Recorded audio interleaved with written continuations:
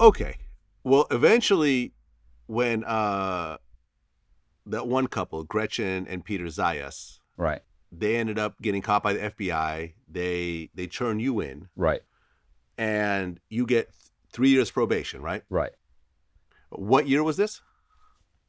2001. I think I went on probation in 2001.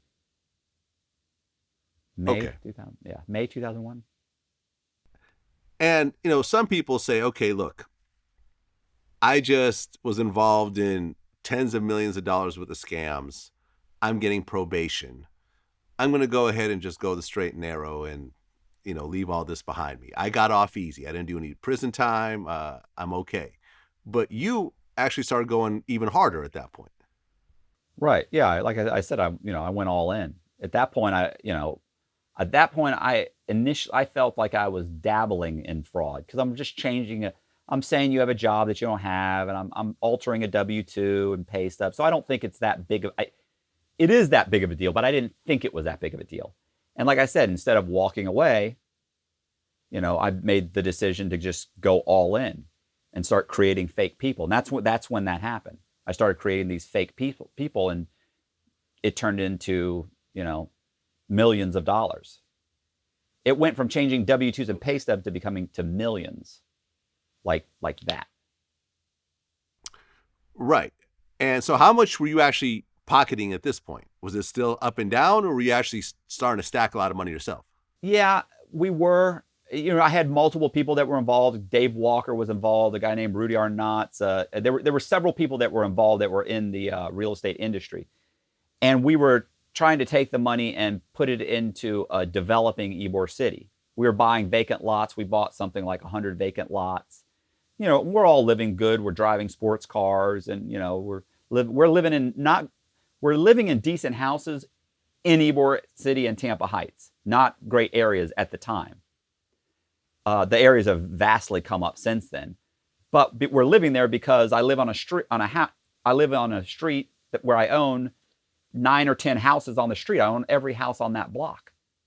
So, I'm driving a nice car, but everybody that's up and down the house, either I bought and renovated the houses and sold it to somebody, or I bought it, renovated, and the tenants they're my tenants. I'm renting it to some tenant.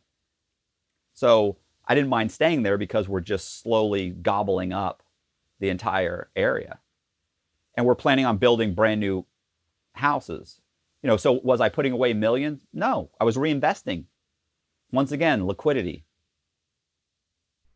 Right. And I guess you were actually doing fraudulent loans for Tampa police officers as well.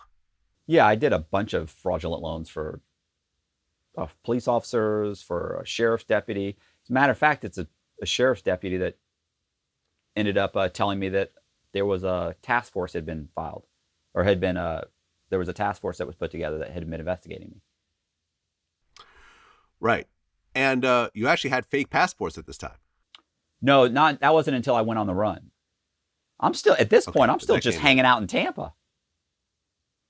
I hadn't even gone on the run yet. I'm on probation, I'm just hanging out. I'm just committing a little fraud. Well, not a little. I'm committing fraud here, fraud here. My full-time job is I'm juggling 6 or 7 different identities, multiple properties, doing the books and creating false identities, buying vacant lots while on supervised release. Stole $11.5 million while on supervised release. While on probation, federal probation.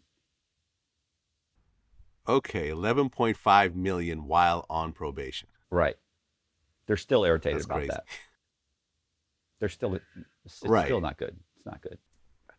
Well, but then you have all these kind of phantom borrowers, but they're starting to collapse under their own weight. Their credit cards are maxed out. They can't borrow anymore. So they're sort of going into bankruptcy in a way, but they're not real people. Well, what ends up happening is you get to a certain point where it's like, okay, is it worth continuing to borrow in this person's name? Their credit scores start to diminish because they've got so many mortgages in such a short period of time. There's so much debt and they don't have as much history.